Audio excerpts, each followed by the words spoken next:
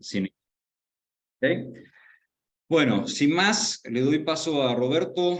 Rob, si te parece, anda saliendo del anonimato. Acá estamos. Bueno. Ok, excelente. Los dejo con Roberto Machi. Largamos. Perfecto. Bueno, primero que nada, voy a ir compartiendo esto para... A ver, sí.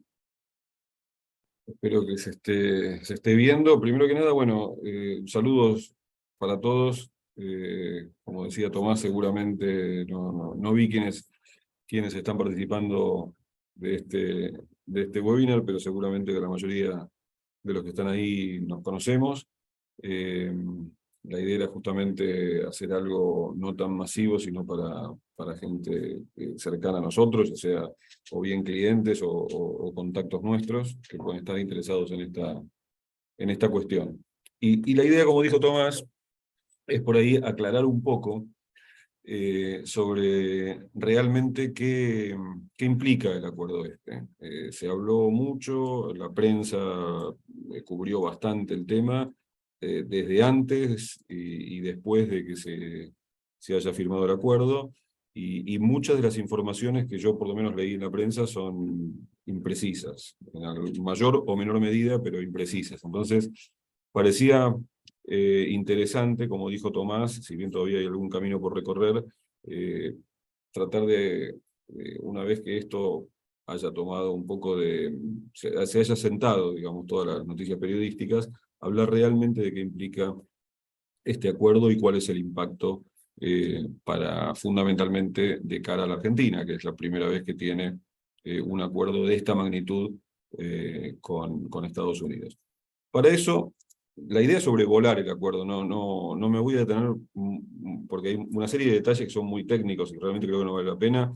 La idea es ir a los puntos más relevantes, o por lo menos los que yo entiendo más relevantes del acuerdo, y después, como decía Tomás, con gusto, si hay preguntas, ya sea en el mismo webinar o por cuestiones de tiempo, quizás no del webinar, pero por email podemos irla solventando si hay alguna pregunta que queda sin responder. Me quiero empezar esto haciendo un poquito de historia porque me parece que esa historia sirve de cómo se fue desarrollando el esquema de Argentina con acuerdos de cruce de información. Y ahí hay como una línea de tiempo de lo que fue pasando en los últimos años. Y como verán, el primer acuerdo al cual suscribe Argentina es lo que se llama el CRS, por sus siglas en inglés, el Common Reporting Standard. Eso es algo que se inició, y hago un poco de historia, este acuerdo se inició, impulsado por la OSD, hace ya varios años. Y en realidad fue inspirado en la ley FATCA que pone en vigencia los Estados Unidos, a partir de una serie de escándalos que seguramente muchos de ustedes recordarán, que sucedieron allá por el 2005-2006, y como consecuencia de eso, en el 2008-2009 hubieron dos bancos suizos muy importantes que fueron penalizados por un importe muy significativo, producto de que se había identificado a través de un funcionario de uno de esos bancos, se había identificado que esos bancos tenían cuentas de ciudadanos americanos que no habían sido reportados adecuadamente a los Estados Unidos, como un acuerdo previo que tenía Estados Unidos con Suiza lo requería. Esto generó, ese funcionario levantó el tema en una corte americana, y como consecuencia de eso, Estados Unidos salió de una situación, digamos, de una ingenua adolescencia, donde creía que todos los ciudadanos americanos reportaban adecuadamente sus impuestos, por lo menos de lo que tenían fuera de los Estados Unidos, y se detectaron 45.000 cuentas de americanos en bancos suizos que no estaban reportadas. A partir de eso, se empiezan a poner más estrictas las regulaciones de información que recaen sobre los contribuyentes americanos, sobre los activos en el exterior y particularmente sobre los activos financieros en el exterior, cosa que sigue vigente. Algunas de ellas ya estaban vigentes, pero en realidad el organismo fiscal, que como AFIP en Argentina es el IRS aquí en los Estados Unidos, empieza a poner una lupa sobre ellos y empieza a poner, no solamente a hacer un enforcement más fuerte, sino también poner penalidades mucho más altas. Y también como consecuencia de eso se promulga esta ley FATCA, por la cual básicamente lo que hace es Estados Unidos, de manera unilateral,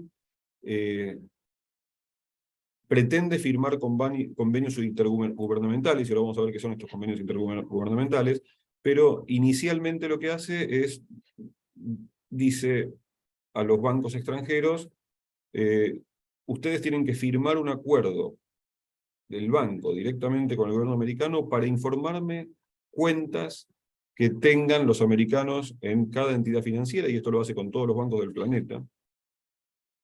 Y si no lo firman, entonces prácticamente la posibilidad de participar o utilizar el sistema financiero americano se iba a ver muy restringido, porque se iban a imponer impuestos, llamémosle penalidades / impuestos, sobre las transacciones financieras de los bancos de hasta un 30%, lo cual hacía casi imposible operar en el mercado americano.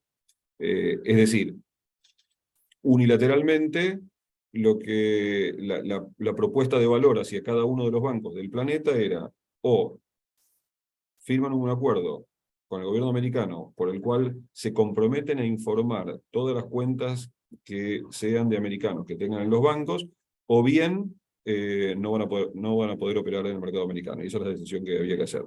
La mayoría de los bancos lo firmaron. De hecho, mucho antes de este tratado, si ustedes van a cualquier banco en Argentina, o sea,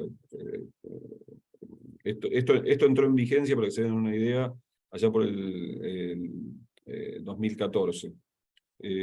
Si ustedes iban a cualquier banco en Argentina, no sé, Banco Credicop, cualquiera, que se les ocurra, cuando van a abrir una cuenta, dentro de la carpeta de apertura de la cuenta, dentro de todos los papeles que tienen que firmar, si ustedes son cuidadosos en revisar todo lo que firman, va a haber un formulario W8, donde ustedes exteriorizan la condición de no residentes fiscales de Estados Unidos. Y esto ya sucede hace varios años. Como digo, Credicop, Galicia, el que sea, por más que sea un banco local, esto lo tiene. ¿Por qué? Porque cada uno de esos bancos que tiene transacciones a través de la plataforma financiera de Estados Unidos, ya es firmante de ese convenio FATCA, que funciona de manera unilateral. Es decir, deben informar cada vez que un americano abre una cuenta en un banco argentino.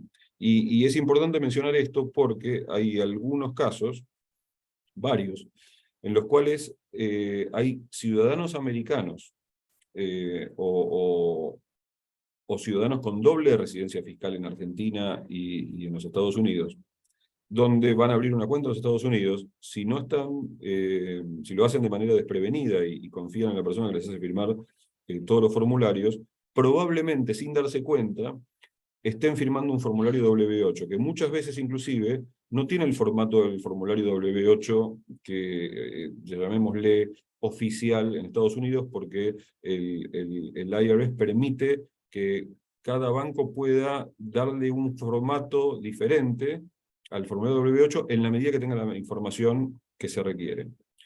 Y lo importante de esto es que para un americano firmar un formulario W8 exteriorizando una condición de no residente fiscal de Estados Unidos, que evidentemente no lo es, porque cualquier ciudadano americano, por más que viva en otro país, sigue siendo residente fiscal de Estados Unidos y es contribuyente americano, es un delito federal porque es un delito de perjurio.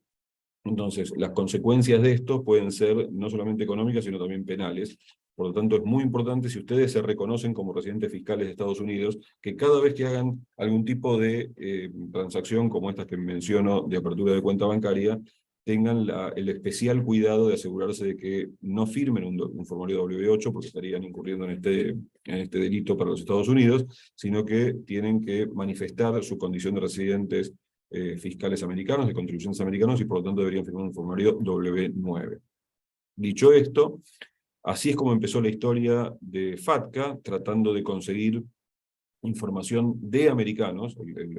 El objetivo perseguía conseguir información de americanos en el sistema financiero internacional, y luego se empezaron a impulsar los que se llaman IGAs. Ustedes verán por ahí en el slide que dice Acuerdo de Intercambio de Información, y abajo dice IGA. IGA es por las siglas en inglés de Acuerdo Intergubernamental. Es decir, lo que hizo en un segundo paso el FATCA, luego de firmar acuerdos con determinadas entidades financieras, empezó a impulsar acuerdos directamente de país a país, Estados Unidos con el país. Entonces el mismo país se iba a ser responsable porque todas las entidades financieras en ese país reportasen a Estados Unidos, le den la información que los Estados Unidos necesitaban. Cuando comenzó esto, cuando se empezó a generar un ecosistema de mucha mayor transparencia financiera internacional, la OECD dijo, bueno, esto me parece que es una buena iniciativa para luchar contra el lavado de dinero, el terrorismo, etcétera, etcétera, etcétera, y empezó a llevar adelante una iniciativa que se llamó el SCRS, el Common Reporting Standard, donde básicamente el concepto es el mismo, que los países signatarios de ese acuerdo pudiesen intercambiar información financiera entre sí, por supuesto, punto a punto. Es decir, hay largamente más de 100 países suscritos al CRS, pero por ejemplo, si hoy un argentino abre una cuenta en, digamos, España, que es signatario del CRS, y Argentina también lo es, una vez al año, las entidades financieras españoles, con algunas pequeñas limitaciones, van a informar a AFIP las cuentas de todos los argentinos que tienen cuentas en España. Después vamos a ver algunas diferencias, inclusive entre el Common Reporting Standard y FATCA, que son en algún punto relevantes. Pero lo que empezó a suceder en el planeta es que cada vez más países suscribían al CRS, y cuando hubo una masa crítica de países, cada uno de esos países, a través de la OECD, se dio vuelta y le dijo a Estados Unidos, bueno, prácticamente el único país relevante que falta incluirse en el Common Reporting Standard sos vos. Nos gustaría invitarte a que suscribas el CRS, y Estados Unidos dijo que no iba a suscribir el CRS, que ellos iban a mantener desde Estados Unidos, desde aquí, FATCA, por una serie de cuestiones estratégicas. Quiere decir que hoy en día tenemos dos sistemas en el planeta de transparencia de información financiera o de cruce de información financiera. Hoy en día es el CRS, que están, si les interesa en algún momento, podemos en algún punto de distribuir el listado de cuáles son todos los países, que son la gran mayoría firmantes del CRS. Y después hay otro universo, que es FATCA. Que es FATCA a través de como dije hace unos minutos, de este acuerdo inicial y unilateral que empezó a firmar los Estados Unidos con cada uno de los bancos. Luego se empezaron a impulsar estos IGAs, acuerdos intergubernamentales. Hoy en día hay 113 países con acuerdos FATCA, IGA, bancos hay por supuesto muchos más, y lo que implica que hay como dos grandes universos, dos grandes ecosistemas financieros con diferentes sistemas de cruce de información. Y son diferentes el CRS y el FATCA, como decía hace unos minutos. En el caso de Argentina, el 31 de diciembre de 2015, firmó el CRS, y recién en el 2016, 23 de diciembre de 2016, firma por primera vez un acuerdo de intercambio de información. Y si ustedes recuerdan, esto era coincidente con la ley de blanqueo que impulsaba Macri. Esto se hizo, si mal no recuerdo, en el gobierno en la gestión del ministro de Economía de Prat Gay. y en aquel momento tuvo bastante también difusión en los medios, a partir de que se trataba de impulsar justamente el blanqueo y de alguna manera generar inquietud entre los contribuyentes que tuviesen alguna cuestión por ahí no reportada adecuadamente, y este acuerdo se firmó en aquella oportunidad, 23 de diciembre del 2016. Ese acuerdo es un acuerdo muy limitado. Si mal no recuerdo, en alguna oportunidad dimos una charla de esto. Es muy limitado primero porque no es de intercambio de información automática, es todo lo contrario, precisamente no es automático. Lo que resolvía este primer acuerdo es tener que recurrir a una corte americana a través de un exhorto para solicitar información sobre un contribuyente argentino y pedir esa información a los Estados Unidos. Entonces, simplifica esa instancia, pero lo que hace es, el gobierno americano pone una serie de condiciones para poder hacer que AFIP le pida al gobierno, y particularmente al organismo fiscal, que es el IRS, esa información. Una de esas condiciones es que, primero, como dije recién, no es automático. No puede ser una solicitud, lo que nosotros llamamos en Argentina lista sábana, no es que pueden venir, no sé, 150 empresas o contribuyentes diciendo, bueno, yo necesito los datos de todas estas, sino que tiene que ser uno a uno, y esa solicitud tiene que estar justificada. Tiene que estar justificada en dos sentidos. Tiene que estar justificada de cuál es la razón por la cual AFIP entiende que puede haber alguna información no reportada en las entidades financieras americanas, y además de eso, tiene que poder justificar que no tiene ningún otro medio para conseguir esa información que no sea haciendo trabajar al gobierno americano. Y digo esto porque hay una cuestión inclusive de eficiencia.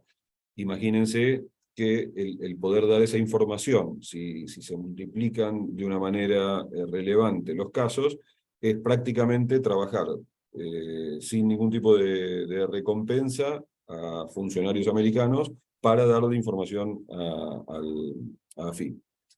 Este ya está vigente. Hubieron algunos casos, hubieron algunos casos en los cuales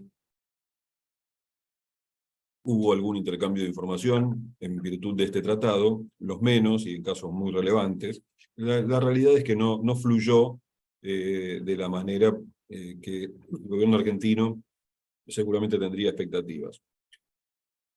El 5 de diciembre del 2022, es decir, estamos hablando del final del año pasado, se firma en definitiva el acuerdo que está vigente hoy. Y digo vigente hoy porque en realidad hay dos acuerdos vigentes. Cuando se firma este no significa que el del 2016 no está vigente, y esto sí es importante también señalarlo, porque luego haremos un comentario al respecto. Cómo se entrelazan ambos acuerdos.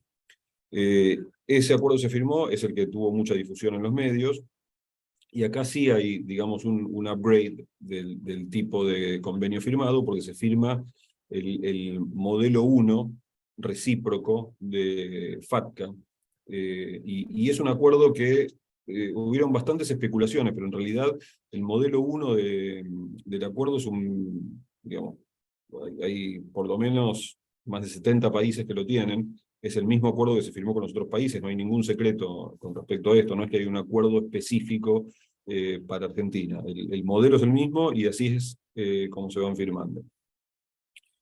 Y la particularidad de este es que sí, ahora el intercambio de la información es automática y recíproco. Entonces, dicho esto, aquí vamos a hablar un poco de la vigencia. La vigencia, y este es un punto importante también para resaltar, porque si ustedes se fijan, eso que ustedes están viendo en pantalla está extraído de la página del IRS. Esto es público. Ustedes si entran hoy en día a la página del IRS, van a poder ver todos los acuerdos firmados de Estados Unidos, de este estilo, IGA, y van a ver qué acuerdos tienen firmado. En este caso, como está resaltado en rojo, de la página del IRS dice que Argentina lo tiene firmado, que es el modelo 1, que se pone en vigencia a partir del 1 de enero del 2023, eso es lo que nosotros conocemos. Ahora bien, si se pone en vigencia a partir del 1 de enero del 2023, si bien hay una serie de cuestiones poco que se están debatiendo por cuestiones técnicas que no tiene mucho sentido comentar, el periodo que cubre anualmente este cruce de información automática es anual calendario. Es decir, si es anual calendario, el acuerdo en el texto, insisto, todos los acuerdos son iguales, no hay ningún secreto con respecto a Argentina en este sentido, requiere que al menos 9 meses posteriores al cierre del ejercicio fiscal, perdón, el año calendario, se informe y se cruce la información. Es decir, Estados Unidos va a informar al gobierno argentino lo que tenga que informar, y ahora veremos qué es lo que tiene que informar. Por lo tanto, como dice ahí, en teoría, y ahora les explico por qué digo en teoría, el primer cruce de información operaría el 30 de septiembre, como máximo el 30 de septiembre del 2024, es decir, del año que viene, por el año calendario 2023. ¿Por qué? Porque, como dije recién, es 9 meses después. Ahora, dije en teoría, y digo en teoría porque si ustedes tienen la oportunidad de leer el convenio, hay una cláusula en el convenio que dice que el convenio está firmado con fecha de entrada en vigor el 1 de enero del 2023, pero para que entre en vigencia la información desde Estados Unidos a Argentina, Estados Unidos tiene que enviarle formalmente una nota al gobierno argentino diciendo que está satisfecho con todas las medidas de preservación de la confidencialidad y de la seguridad, etcétera, y los sistemas y del tratamiento que va a tener la información que Estados Unidos suministre. Para el otro lado, para el lado de Argentina hacia Estados Unidos, no tiene ningún tipo de condicionamiento. O sea, a partir del 1 de enero del 2023, definitivamente está en vigencia. Lo que pongo en duda en este momento, porque realmente no se ha difundido, por lo menos que yo esté al tanto, es si esa nota a la cual yo hago referencia, que debe emitir el gobierno americano hacia Argentina, se ha cursado o no se ha cursado. ¿Por qué digo esto? Porque si no se cursó, en realidad, el 1 de enero del 2023 todavía no entró en vigencia el periodo de información para Estados Unidos. De todas maneras, regla de precaución básica es, asumamos que el 1 de enero del 2023 entró en vigencia. No especulemos con que Estados Unidos no haya entregado la nota correspondiente. Ese es con respecto a la vigencia. Ahora, a ver, ¿quién es reportable? ¿Y qué es reportable? En el caso, y en este caso, como digo, lo estamos mirando, después vamos a hacer una comparación. Lo estamos mirando desde el lado de lo que les interesa a los contribuyentes argentinos. No necesariamente es lo que Argentina, lo que Argentina tiene que entregar de los contribuyentes americanos. El convenio distingue entre cuentas de depósito, cuentas de custodia / otras cuentas. Entonces, lo que dice el convenio es que si hay... Lo primero que voy a informar son titulares de cuenta, no beneficiarios finales. Y esto es una gran diferencia con respecto al CRS, porque el CRS, en ese convenio que yo mencionaba al principio, el cual Estados Unidos no firmó, el CRS requiere identificar los beneficiarios finales. Es decir, hace unos minutos daba el ejemplo, un contribuyente argentino, residente fiscal argentino, abre una cuenta en España, la entidad financiera española va a dar esa información automáticamente al gobierno argentino. Ahora bien, si el contribuyente argentino, en vez de abrir una cuenta a título de él, lo abre a través de, una sociedad limitada española, y lo abre a título de la sociedad limitada española, la entidad financiera española tiene que identificar quién es el beneficiario, en ese caso sería el residente fiscal argentino, y debería informar a Argentina también que hay alguien que es un un beneficiario indirecto de determinada cuenta. Este no es el caso de FATCA desde el lado de Argentina, o del lado de Estados Unidos hacia Argentina. Únicamente va a informar titulares de cuenta y no beneficiarios finales. Es decir, a pesar de que una entidad conozca que determinada compañía el accionista es 100%, una X persona que es un contribuyente argentino, no va a informar esa cuenta porque no, el beneficiario final debería ser titular directo para que se informe. Y lo que dice es que en las cuentas de depósito son las cuentas de banca tradicional, digamos, las cuentas de corrientes, checking accounts, de ahorro y demás, certificados de depósito, se van a informar a los individuos, cuando los titulares de cuentas sean individuos residentes fiscales argentinos, en la medida que se hayan pagado intereses sobre esa cuenta que igualen o excedan, mejor dicho, no igualen, los $10 en el año. ¿Qué significa esto? Significa dos cosas fundamentalmente. Primero, que en las cuentas de depósito, y acá voy a poner un signo de interrogación porque hay cosas todavía que paradójicamente, a pesar de que FATCA está en vigencia, como les decía, hace unos años, hay algunos guidelines que todavía faltan resolver. El acuerdo habla de individuos con residentes fiscales de Argentina.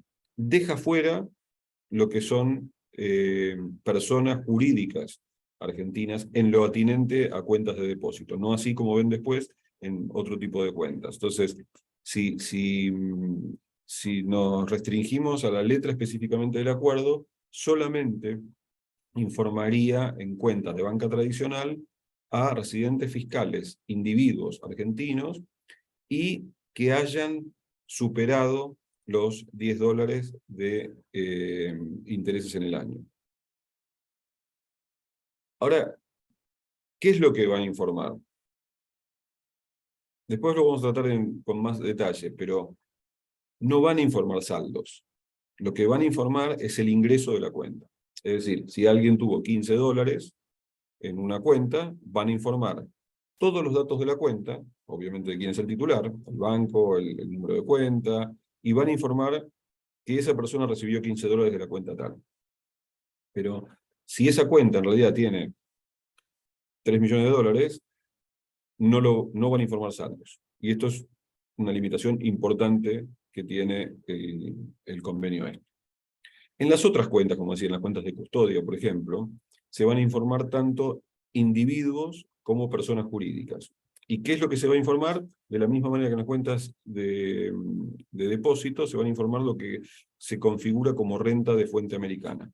Renta de fuente americana que la entidad financiera puede identificar. Es decir, por ejemplo, lo que es muy típico en esas cuentas de inversión, cuando se distribuyen intereses de bonos o dividendos emitidos por acciones americanas. Y digo acciones americanas porque si en esa cuenta de inversión hubiese activos extranjeros, digamos que en una cuenta de inversión tengo Pemex, la compañía mexicana de petróleo. Por más que esté en una entidad financiera americana, si Pemex distribuye dividendos, esos dividendos no son reportables a este efecto, porque solamente tiene que ser renta de fuente americana. O sea, si a diferencia de Pemex, la inversión es en no sé, Apple, y Apple distribuye dividendos, ahí sí se va a informar. Y lo mismo pasa para las personas jurídicas.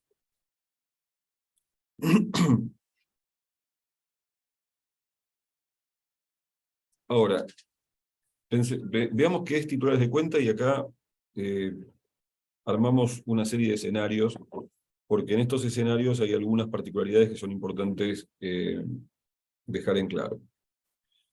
Opción número 1, la más a la izquierda, una offshore. Por offshore entendemos una cuenta, una compañía. El cuadrado azul son compañías, son entidades. Una entidad offshore. Cuando digo entidad offshore, no me refiero necesariamente a paraíso fiscal, me refiero a una entidad que está fuera del territorio americano, que tiene una cuenta en los Estados Unidos.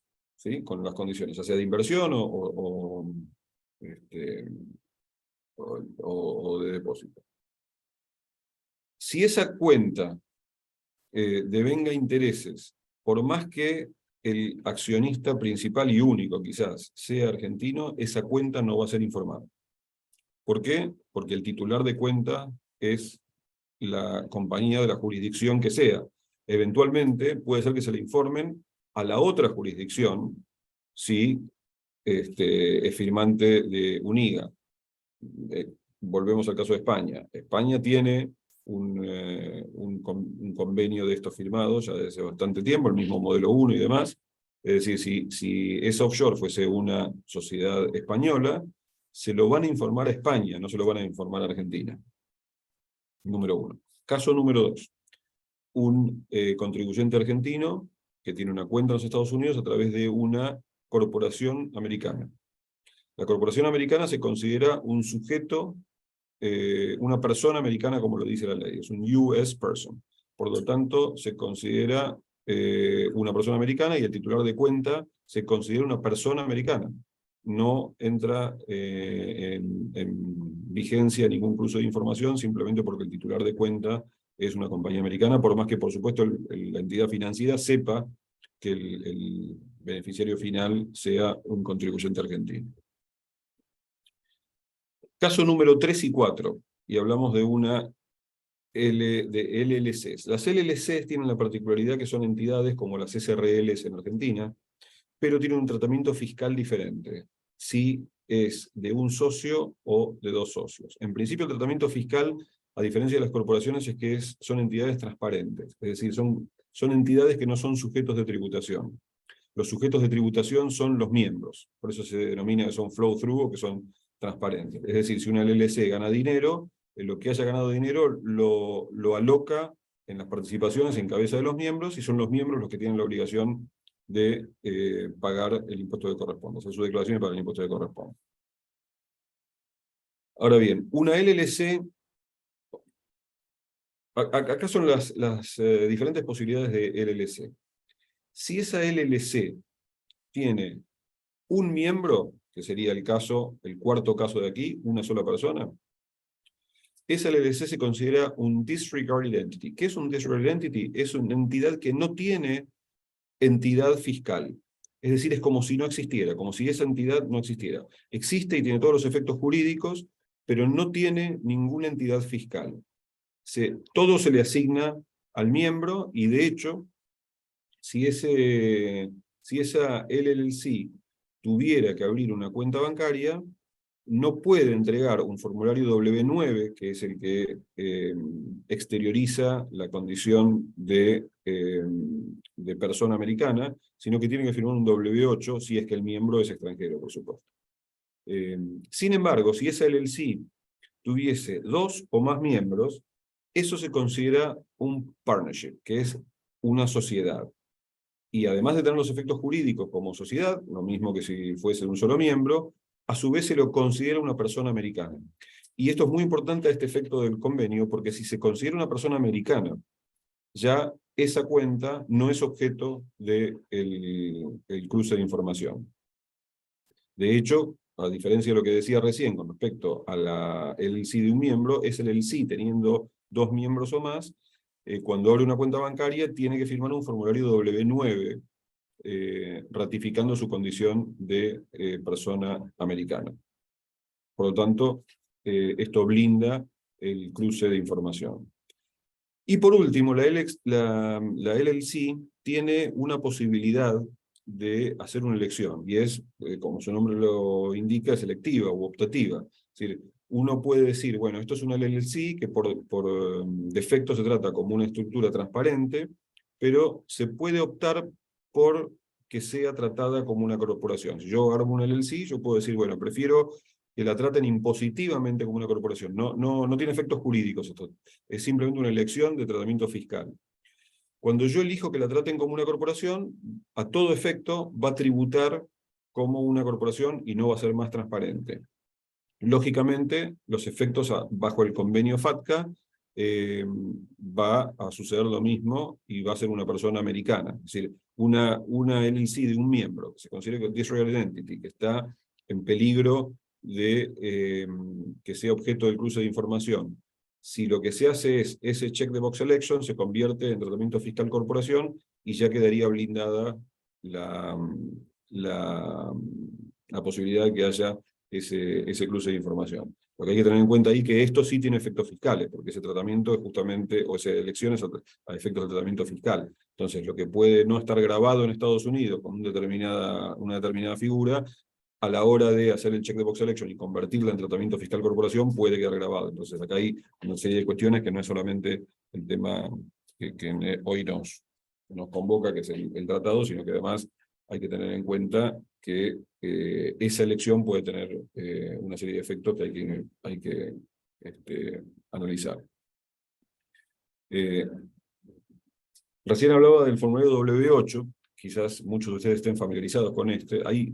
Hay varios formularios W8, no hay uno solo. Este es el típico de individuos. El BEN, el W8 BEN es de individuos. Si fuese una compañía, hay otro tipo de formulario W8, un poco más sofisticado, pero básicamente lo que se pide ahí es los datos básicos y esto es lo que determina, como decía antes, la exteriorización de cuál es la residencia fiscal de la persona que está abriendo una cuenta en una entidad financiera. Una vez que haya un W8 de estos, ya sabe la entidad financiera que lo que va a tener que hacer es reportar. Por eso, y esto es una de las cosas que todavía no están claras, pero cuando analizamos la situación, la cuarta, donde hay una sola persona con una LLC, en el cual dijimos que esa LLC es disregarded, y dijimos también que esa LLC no se considera una persona americana, sino que tiene que firmar un W8 en cabeza del el miembro. Lo que puede llegar a suceder en este caso, y insisto, está en discusión, alguna gente dice que sí, otra gente dice que no, yo personalmente no tomaría el riesgo, es el sí, probablemente el banco, al recibir el W8, lo vaya a informar al otro país, en este caso a Argentina. Entonces, la estructura de LLC con un único miembro, no, desde nuestro punto de vista, no, en esta instancia no es la más aconsejable. Ahora, hace un rato yo decía que el acuerdo es recíproco, porque hay cruce de información y hay un compromiso recíproco, pero no es simétrico. Y no es simétrico porque el compromiso que asume Argentina para informar a Estados Unidos no es el mismo compromiso que asume Estados Unidos para Argentina. Así como hablábamos hace unos minutos, de que para que entre en vigor desde el punto de vista de la información que tiene que suministrar Estados Unidos tiene que emitir una carta dejando de manifiesto que está conforme con todos los procesos y la confidencialidad y demás, y Argentina no, al momento de firmar ya es sujeto obligado. En el caso de la información que se va a compartir también hay una diferencia. Y fíjense cuál es el compromiso que asume Estados Unidos y Argentina. Estados Unidos asume el compromiso de solamente, como decíamos hace unos minutos, informar titulares de cuenta, no beneficiarios finales. Mientras que el compromiso de Argentina es titular de cuenta o beneficiario final de cuentas que superen los $50.000. Como verán, a su vez, tiene un límite mínimo. ¿Y por qué tiene un límite mínimo? Lo que está en rojo, obviamente, es lo que diferencia a Argentina. Porque Argentina también está comprometido a informar de personas americanas los saldos de las cuentas, cosa que Estados Unidos no debe hacerlo con respecto a contribuyentes argentinos. Y luego, Estados Unidos se compromete a informar los ingresos de fuente de Estados Unidos que superen los $10 en el caso de intereses, o si fuesen dividendos u otro tipo de ingresos, no tiene ningún mínimo básico. Y para Argentina, efectivamente, también se compromete a informar no solamente los saldos de las cuentas, sino también todos los ingresos brutos, a nivel bruto, no importa si hay ingresos netos, de ingresos financieros, de intereses, de dividendos y demás. Básicamente, otro tema que es fundamental con respecto a esto es que este acuerdo no es retroactivo, porque había muchas preguntas con respecto a esto. Bueno, ¿qué pasa si entra a regir el acuerdo en el 1 de enero del 2023? ¿Me pueden informar algo del 2022? No, el acuerdo específicamente dice que este acuerdo entra a regir cuando entra a regir y no va a haber información retroactiva. Este es un punto importante. Ahora, ¿qué puede llegar a pasar? Y recuerden que al principio les decía, cuando hacía la historia de los dos acuerdos que tiene firmados Argentina con los Estados Unidos, el que se firmó en 2016 y el que se firmó ahora. Lo que puede llegar a suceder es que, si bien no haya información retroactiva, pero haya una cuenta que, digamos, en el año 2023, si entró a regir para Estados Unidos la información a partir del 2023, hay una cuenta que se informe porque recibió, no sé, $15 de intereses en el año o $5 de dividendos, lo que sea. Se va a informar a Argentina, la persona tal, la cuenta es tal, la cuenta es tal, los ingresos son de $5, $12, lo que sea, y ya. Eso es toda la información que va a tener Argentina. El problema es que si esa cuenta es preexistente, por más que no le informen al gobierno argentino esa condición, porque no hay retroactividad, eso ya da armas a AFIP para utilizar el convenio número 1, que es el del 2016, donde digan, bueno, esta persona sabemos que tiene una cuenta en los Estados Unidos, bla, bla, bla, entonces se hace una solicitud especial por esa persona e identificar, que le den información sobre esa cuenta con fecha entre el 2016 y la fecha actual. Ese es el riesgo, es el hilo que se puede tirar y qué interfase hay entre un convenio y otro. Entonces hay que ser muy cuidadoso con esto. Bueno, creo que me excedí en el tiempo que yo pensaba hablar, pero bueno, quedamos abiertos en todo caso unos minutos a algunas preguntas y espero, como digo, la idea era sobrevolar el tema de una manera muy a 10.000 metros de altura, pero por lo menos tocar los pilares básicos o levantar los puntos más relevantes a nuestro criterio que tiene el acuerdo. Así que, bueno, gracias por la atención. Rob, hay unas cuantas preguntas, vamos a tratar de resumirlas porque los tiempos también son un poquito cortos, y de hecho, por ahí te doy una mano en alguna cuestión de que aunque sea puedas tomar agua. Toma un poco de agua ahora, le voy a responder a Gustavo. Gustavo pregunta, ¿qué pasa con lo que estamos cambiando la residencia fiscal, que teníamos una cuenta en Argentina y nos convertimos en residentes fiscales de USA? ¿Debemos cambiar algo en las cuentas que nos quedan en Argentina? Ahí yo te diría, para simplificarlo, vas a tener un impacto de los dos lados. Primero, en tu banco en Argentina, vas a tener que exteriorizar que ahora vas a hacer un W9, ya no más un W8. ¿Okay? Y del lado de Estados Unidos, ten en cuenta que vas a tener que cumplimentar con un requisito de información que se llama FBAR, concretamente funciona para residentes fiscales americanos, y se trata de un reporte de Foreign Bank Accounts, es decir, de cuentas fuera de Estados Unidos, que debe llenarse. Es solamente a título informativo, pero debes completarlo todos los años. Que por cierto, como decía al principio, este tipo de requerimientos de información sobre los ciudadanos americanos implican hoy en día penalidades altas, entre $10.000 por formulario a $25.000 por formulario. Bien. Gino pregunta, según lo que dijo Roberto, si soy ciudadano argentino que reside en Argentina, pero anualmente liquido impuestos en Estados Unidos con EIN, ¿debería firmar W9? Bueno, acá tenemos una confusión, porque en realidad el EIN es el nombre de la sociedad, es el tax ID de la sociedad, lo que sería el quit de la sociedad, así que no sería tu número. En tal caso, Gino, si querés, lo conversamos luego, porque si es una LLC, que es un partnership, como explicó Roberto, que tiene más de un socio, va a tener un EIN number, sí, es correcto, y presenta un W9. Pero veamos mejor un poco más detalle la situación. Roberto, Marce, ¿cuáles son los requisitos que el gobierno argentino debe cumplir y que Estados Unidos debe aprobar, según lo que mencionaste vos, y aceptar mediante una nota? Bueno, hay una cuestión. Si mal no recuerdo, es el artículo 7 del acuerdo, y con gusto después podemos compartir el acuerdo.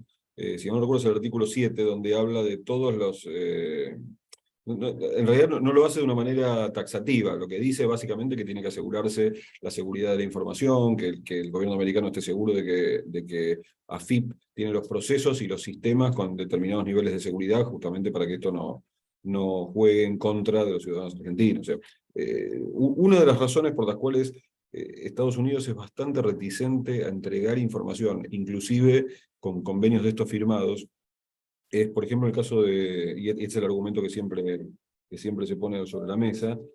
Pasa mucho con el convenio que tiene México firmado. Bueno, México tiene firmado el convenio, UNIGA con modelo 1 como Brasil lo tiene Colombia, o sea, no somos los únicos latinoamericanos que lo tenemos. Pero un argumento que siempre ponen sobre la mesa los americanos, en el caso de México concretamente, es que al darle información a México, no pareciera que hubiera las garantías en Hacienda mexicana de custodiar esa información, y quizás un funcionario podría conocer información de ciudadanos mexicanos y después que ellos sean objeto de actos de inseguridad o de, como saben, hay secuestros y demás. Entonces, no lean el artículo 7, pero no hay una descripción taxativa de todos los requisitos que tienen que cumplir. Ok, por acá Bautista pregunta, ¿qué pasa con las cuentas en plataformas como Binance o billeteras de cripto?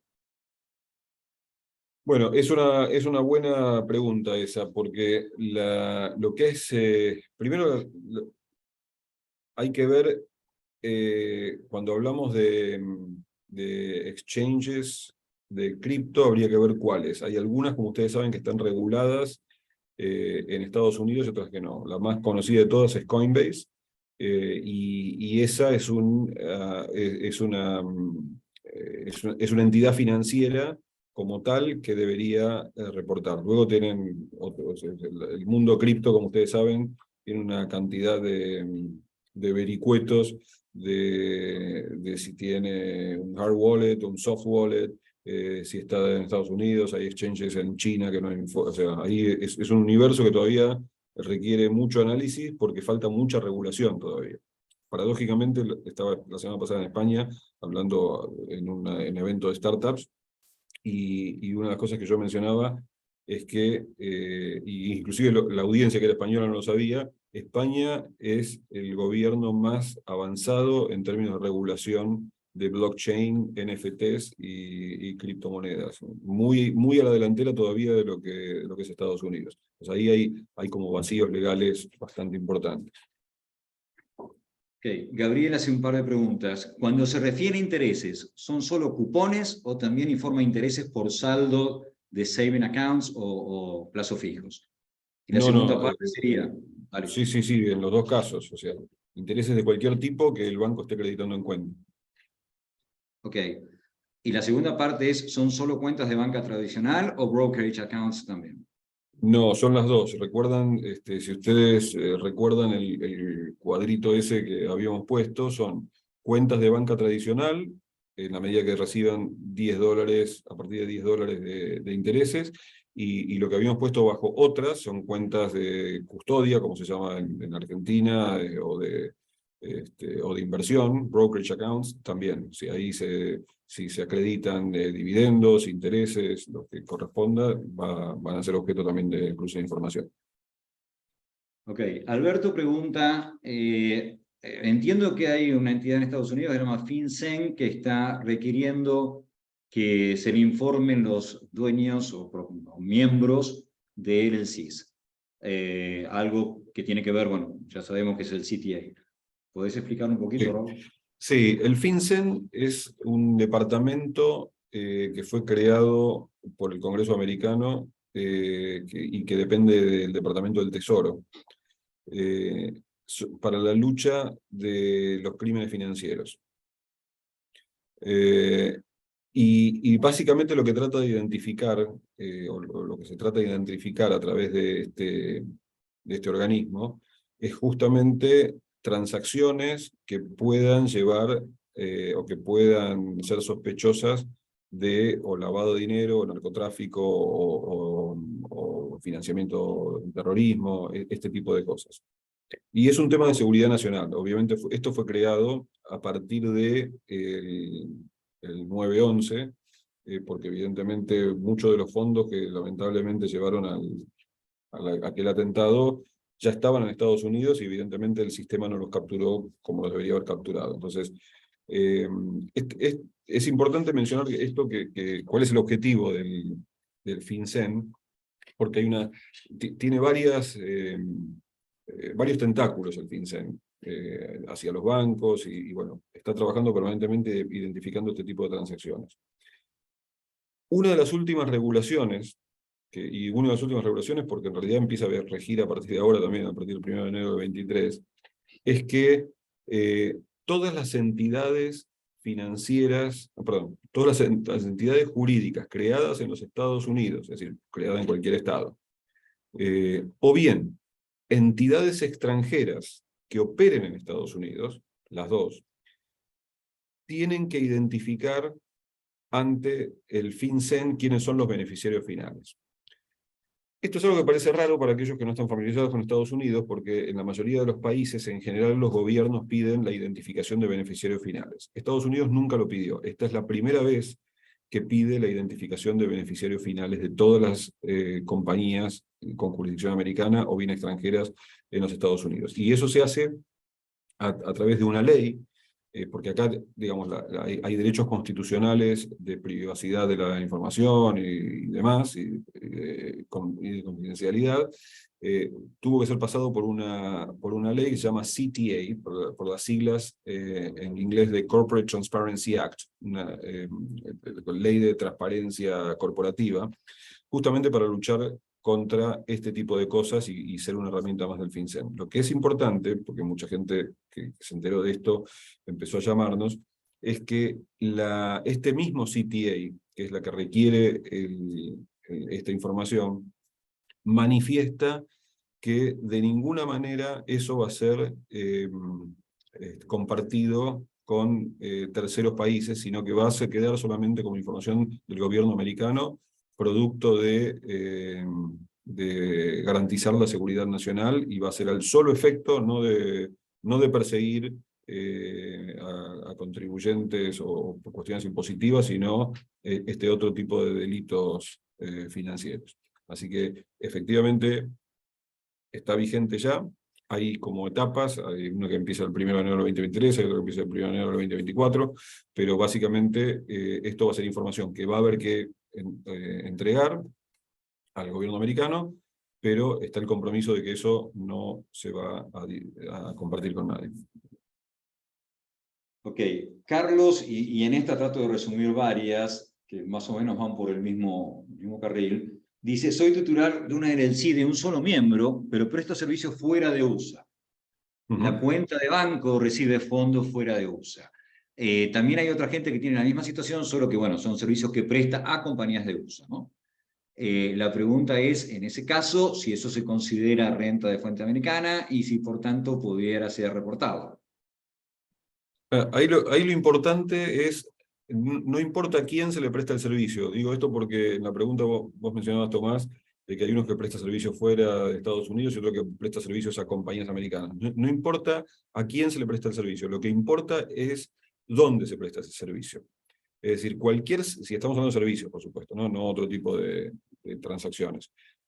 Si el servicio se presta desde fuera de territorio americano, eso es renta de fuente extranjera. Y si es renta de fuente extranjera y quien lo percibe no es un residente fiscal americano, eso está exento, no está exento, no es renta de fuente americana y por lo tanto no está dentro del alcance de los Estados Unidos grabar esa renta, por más que se haga a través de una LLC americana, que como decíamos hace unos minutos es transparente. Entonces, hago hincapié en esto porque aún prestándole servicios a compañías americanas, si el servicio se presta desde fuera del territorio americano, eso no es renta de fuente americana y por lo tanto no está grabado en los Estados Unidos.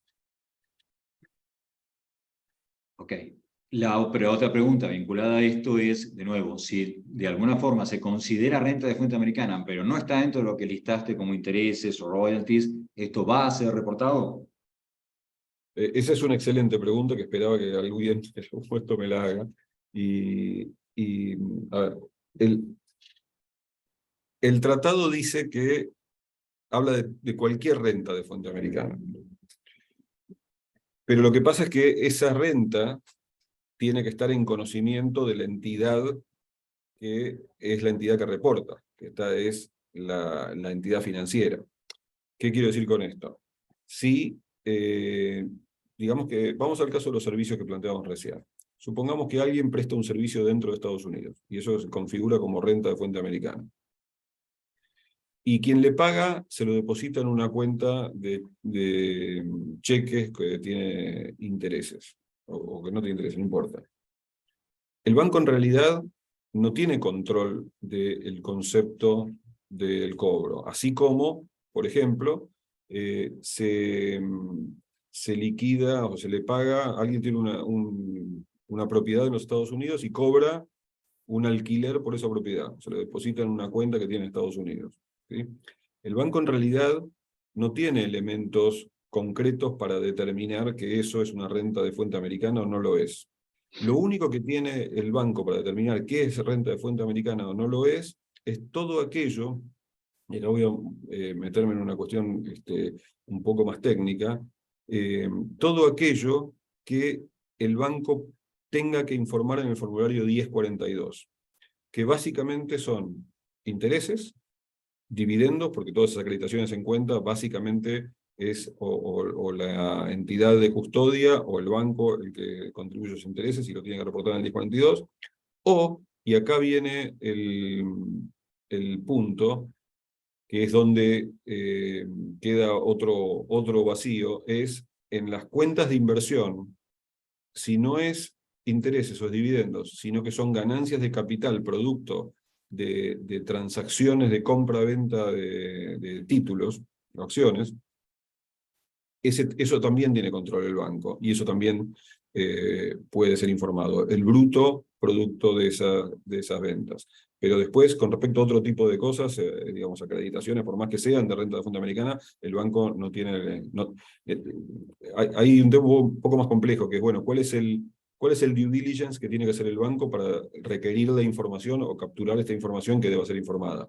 Y no tiene los elementos, dentro del due diligence, no tiene los elementos para poder informar este tipo de acreditaciones en cuenta, que por más que revistan el carácter de renta de fuente americana, no es algo que esté bajo el control del banco, y por lo tanto no van a ser informadas. Ok.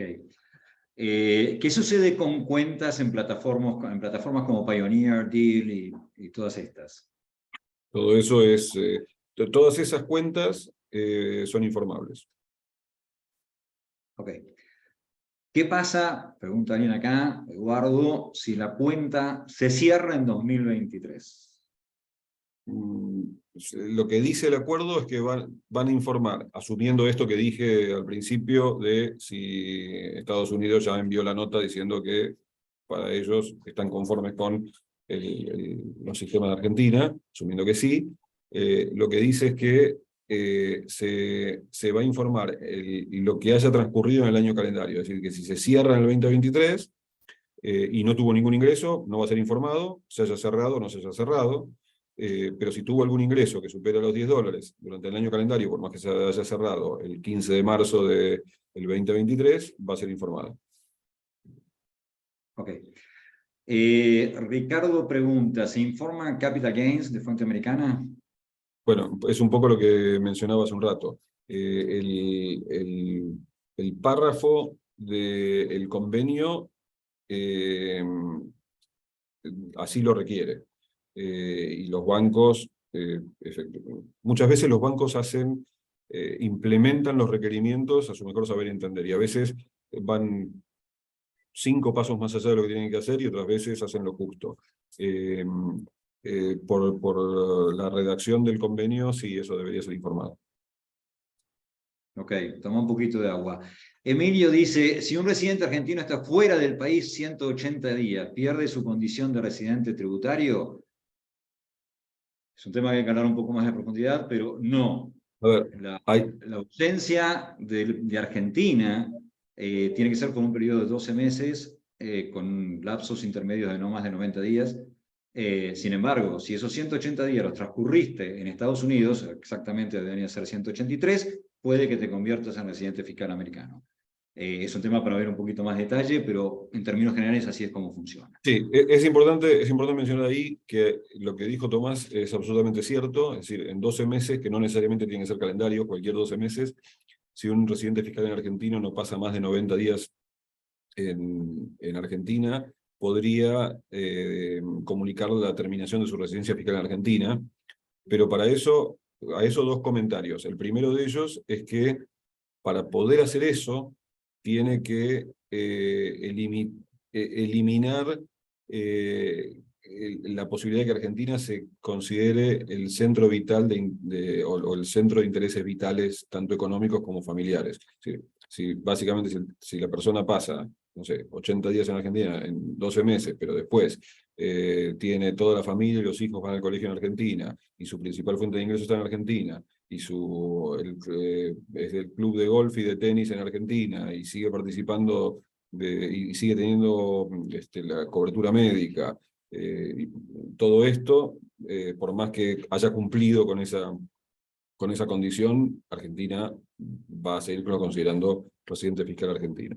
El otro comentario es que esa condición de los 90 días en 12 meses es una condición para terminar la residencia fiscal argentina en la medida que no tenga residencia permanente en otro país. Porque si tiene residencia permanente en otro país, no hace falta que suceda esto. Por supuesto, después no puede pasar 180 días, más de 180 días en Argentina, porque igual la va a seguir conservando, pero digamos que para Estados Unidos, por ejemplo, residencia permanente es tener green card, es lo que se llama aquí un lawful permanent resident. Tener la green card, la conocida green card.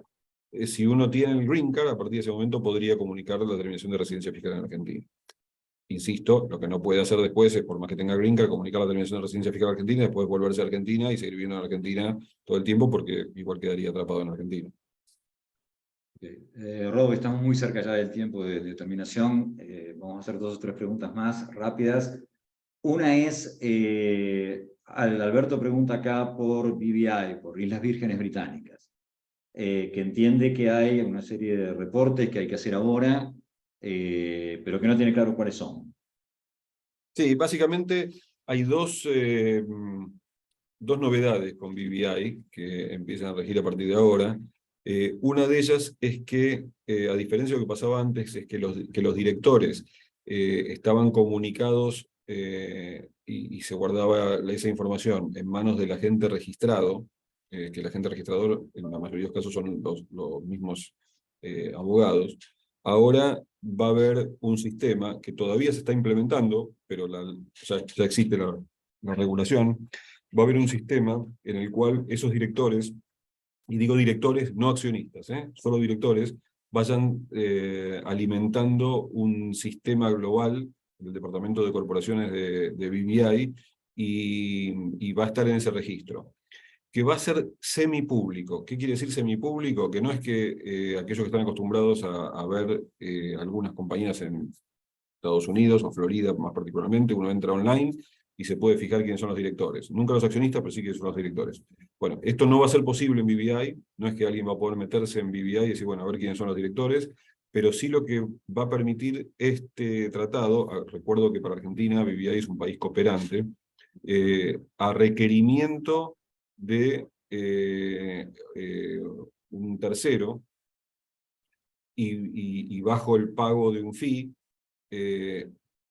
mencionando cuál es la compañía, se puede identificar quiénes son los directores de esa compañía. Es decir, hay que pagar un fee, hay que decir, yo quiero la información de los directores de la compañía tal, y entonces BVI suministra esa información. Y el segundo tema es que hay una declaración anual que se tiene que hacer ahora con BVI. Ya hace varios años, antes ni siquiera hacía falta la emisión de entidades financieras, si mal no recuerdo, a partir del 2010, se puso en vigencia que BVI requería que todas las entidades de BVI tuviesen estados financieros, pero que no era necesario entregarlos ni presentarlos en ningún lado, que debían estar a disposición por la misma compañía, al solo efecto de que a solicitud del Departamento de Corporaciones lo pudiesen entregar. Ahora, la diferencia es que va a haber una declaración anual, donde haya información sobre una serie de información de la compañía, entre ellos es importante la confección de los estados financieros. Esta información anual tiene que ser entregada hasta 9 meses después de la finalización del año calendario. No va a ser suministrado a ningún departamento del gobierno de BVI, va a quedar en manos de los agentes registrados, pero los agentes registrados, de no cumplirse con este requisito de entregarlo dentro de los 9 meses, si mal no recuerdo, 30 días después del vencimiento de este plazo, es decir, 30 días después de los 9 meses, tienen que informar al Departamento de Corporaciones si es que no se suministró la información, o sea, los formularios, esta declaración anual no se entregó. Y las penalidades pueden ser de $5.000 por la falencia de haber hecho esta declaración. Esas son las dos cosas más importantes. Rob, últimas dos preguntas. Estoy tratando de resumir alguna en una que hizo Mónica, tratar de llevarlo a varias que más o menos preguntan lo mismo. En este caso es una cuenta donde hay dos titulares, una persona que es residente fiscal de Estados Unidos y su madre que es residente fiscal de Argentina. Para resumir, si hubiese rentas de fuente americana que reportar, ¿se estarían reportando a Argentina también? Pero a ver, me perdí, ¿cómo es ¿tiene una cuenta en Estados Unidos? Es una cuenta donde hay dos titulares, En una Estados persona, Unidos. exactamente, es una Ok, persona que tiene residencia en USA, uno de los titulares tiene residencia en USA, y la otra, que es la madre, tiene residencia en Argentina. sí.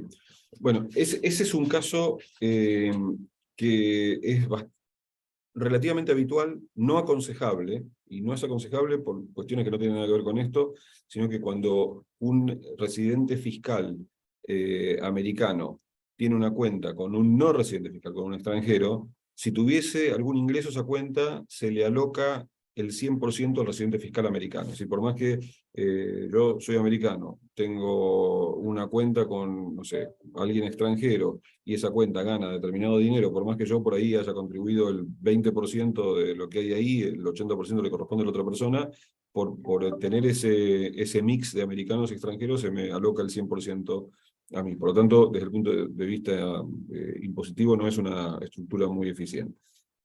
Pero, en realidad, dado que esa cuenta va a tener un titular que tiene un W8, y estos son los interrogantes que quedan siempre flotando, dado que esa cuenta va a tener un W9, el residente fiscal americano, y un W8, lo más probable es que el banco lo incluya dentro de la información argentina. Ok, Si vamos a son hacerlo. titulares, si son titulares, si el residente fiscal americano es el titular y el extranjero es apoderado, obviamente no. Recordemos que estamos hablando de titulares, y esto es importante, porque muchas veces hay apoderados de las cuentas, y los apoderados de las cuentas, por más que sean argentinos, esos no van a ser objeto de ningún tipo de cruce de información. Ok, Rob, vamos a hacer la última pregunta, ya estamos medio como excedidos de tiempo. Mauro pregunta, ¿qué pasa con sociedades anónimas o SRL que tienen cuentas abiertas en Estados Unidos? ¿También son informadas? Sí, si la compañía, si es una entidad jurídica organizada en Argentina que firmó con el banco un formulario W8 BEN-E, que es el tipo de los que firman las compañías, las entidades jurídicas extranjeras, y manifiesta su residencia fiscal es Argentina, va a ser informada, queda solamente un signo de interrogación, al cual yo no me jugaría para transitar por la cuerda floja, es que, como les dije en el cuadro aquel que les había mencionado, técnicamente, si son cuentas estrictamente de banca tradicional, es decir, de depósito, solamente el convenio habla de individuos, no habla de entidades jurídicas. Si estamos hablando de cuentas de custodia, cuentas de inversión, brokerage accounts, ahí sí quedan atrapadas las entidades jurídicas, pero mi consejo sería, si uno quiere evitar ser informado directamente, no la entidad argentina no abra una cuenta tampoco de banca tradicional. Ok, estimados todos, a ver, estamos ya pasados de tiempo. La verdad que hay 122 preguntas, es decir, que evidentemente sigue habiendo inquietudes con respecto al tema. Va a ser imposible terminarlas hoy. Lo que les sugiero es, si quieren, nos envían un mail a Roberto, a mí o a la dirección de info del estudio, como para que se las podamos ir respondiendo. Y en la eventualidad de que siga habiendo temas, digamos, que sean en común, por ahí volveremos a hacer un nuevo webinar para tratar de sacar esos temas puntuales. Les agradecemos a todos, gracias Rob, esperamos volver a vernos pronto, no sé si por un tema tan entretenido como este, pero por lo menos volver a vernos. Gracias a todos, gracias Roberto. Bueno, un gusto y saludos para todos desde acá. A las Adiós. órdenes.